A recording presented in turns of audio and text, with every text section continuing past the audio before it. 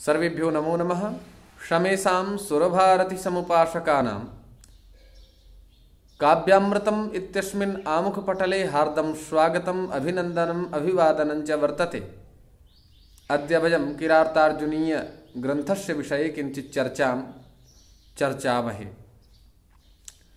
अनारतं तेन पदेषु लम्भिता विभाज्य सम्यक् विनियोगसत्क्रियाः फलन्त्युपायाः परिबृंहतायतीः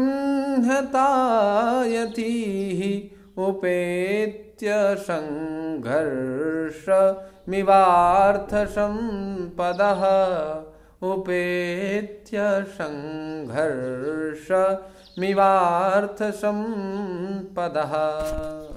अर्थात तेन पदेषु सम्यक विभाज्य, तेन अर्थात राजा दुर्योधनेन पदेषु स्थानेषु अथवा उपादेय वस्तुषु सम्यक विभाज्य माने सम्यक माने उचित प्रकार से विभाजन करके वह राजा दुर्योधन जो उपादेय वस्तु है उस वस्तु की विशेष प्रकार से परिस्थिति को समझते हुए उसका क्या कर रहा है, सम्यक विभाज्य, उसको सम्यक प्रकार से विभाजित कर दिया है, उचित प्रकार से विभाजित कर दिया है। और विनियोग सत्क्रियाः लंभिताः, विनियोग सत्क्रिया अर्थात उचित प्रयोग ही है सत्कार जिसका, और लंभिताः प्रयुक्त किए गए उपायाः, जो उपाय हैं साम दाम दंड भेद आदि, वो चारों संघर्षम, ऐसा प्रतीत हो रहा है कि ये आपस में संघर्ष कर रहे हों। संघर्ष अर्थात आपस में प्रतियोगिता कर रहे हों। और उपेत्य परिब्रह्मतायति, उपेत्य अर्थात प्राप्त करके, परिब्रह्मतायति अर्थात अधिकाधिक स्थिर रहने वाली, अनारतम अर्थात सदैव निरंतर, फलंती अर्थात फल को देती है।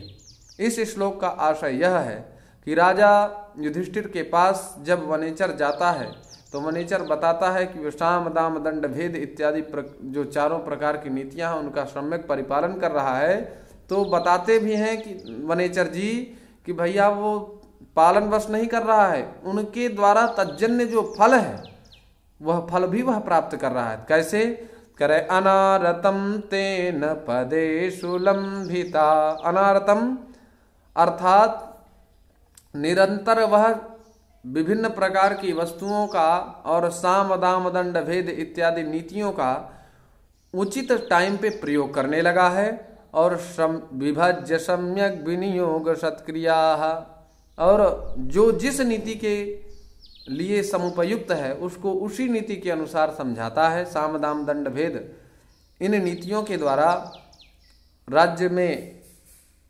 शासन कर रहा है। और कहते हैं फलन्त्युपायाः परिबृंहतायतीः, फलंती अर्थात फल भी प्राप्त कर रहा है। उसके जो उपाय हैं साम दाम दंड भेद, उन उपायों के द्वारा परिब्रह्मतायतीः अर्थात अधिक काल तक स्थिर रहने वाली, परिब्रह्मताः उपायाः माने उपायों के द्वारा, फलंती माने विशेष ऐसी लक्ष्मी को प्राप्त कर रहा है जो चिरस्थाई है। ऐसी चिरस्थाई लक्ष्मी को प्राप्त करता है किससे, तो कहते हैं उपायों के द्वारा। जो साम दाम दंड भेद ये चारों उपाय हैं, इन उपायों के द्वारा उसको प्राप्त कर रहा है। और ये साम दाम दंड भेद ऐसा प्रतीत हो रहा है मानो संघर्षम इव संपदः, मेरे द्वारा ये संपत्ति इतनी इनको प्राप्त हो जाए। साम दाम दंड भेद आपस में इनमें संघर्ष चल रहा है, इस भाव का उपस्थापन कर रहे हैं यहाँ पर भारवी जी। तो अनारतम आंग उपसर्ग पूर्वक रमु क्रीडायाम धातु से घई प्रत्यय होता है तो आरतम बन जाता है। न आरतम इति अनारतम, ऐसा नई तत्पुरुष समास कर देंगे तो अनारतम यह पद निष्पन्न होगा। तेन यह तद शब्द से तृतीया एक वचन का पद निर्देश है। पदेशु, पदेशु यहाँ पर सप्तम्यंत पद निर्देश है, सप्तमी बहुवचन का है। लंभिताः, लंभिता अर्थात डोलभस प्राप्त धातु से घई प्रत्यय होता है, तो लंभनम लंभा। और लंभ इस प्रातिपदिक से जब अक्ता प्रत्यय होता है, टागम हो जाता है, तो लंबिता यह पद निष्पन्न होता है। विभज्य, बी उपसर्ग पूर्वक भज सेवायाम धातु से लप प्रत्यय होता है, तो विभज्य यह पद निष्पन्न होता है। सम्यक यह अव्यय पद है। और विनियोग सत्क्रिया, विनियोग वी उपसर्ग पूर्वक नी उपसर्ग पूर्वक अर्थात वी नी उपसर्ग द्वय पूर्वक युजिर योग्य धातु से घई प्रत्यय होता है, तो विनियोग यह बन जाता है। और विनियोग एव सत्क्रिया ये शांते तथा तादृश भूता कुरु देशस्थाः कौरवाः, ऐसे जो कौरव हैं।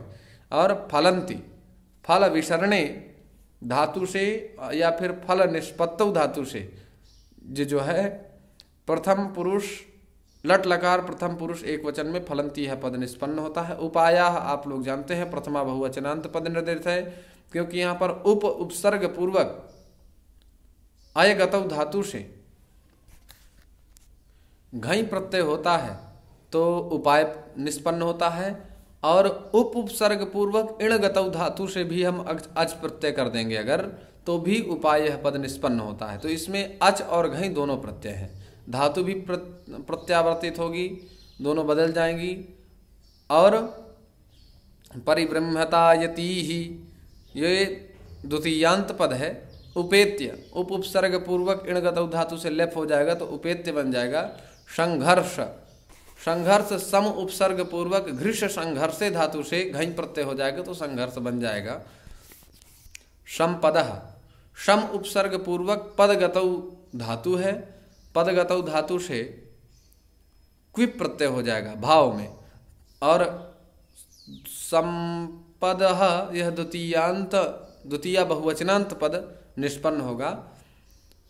आशा करता हूं कि आप सभी लोग इस किरातार्जुनीयम इस ग्रंथ के प्रतिपादन से आप सभी लोग संतुष्ट होंगे। इसी आशा के साथ मैं वाणी को विराम देता हूं और आप सभी लोगों का पौनः पुण्येन इस काव्यामृतम इस आमुख पटल में हार्दिक स्वागत, अभिनंदन, अभिवादन करता हूं। पुनश्च नमो नमः।